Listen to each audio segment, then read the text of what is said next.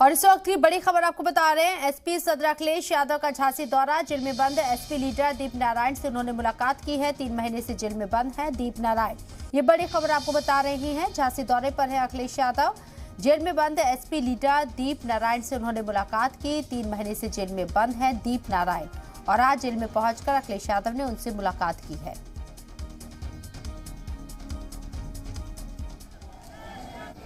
तो झांसी के दौरे पर है अखिलेश यादव। यहां जेल में बंद दीप नारायण से उन्होंने मुलाकात की।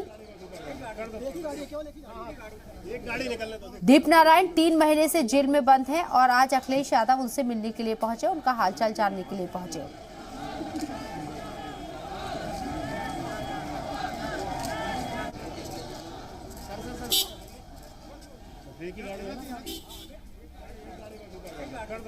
तो एसपी सदर अखिलेश यादव झांसी पहुंचे हैं, झांसी के दौरे पर हैं। यहां जेल में बंद दीप नारायण से उन्होंने मुलाकात की।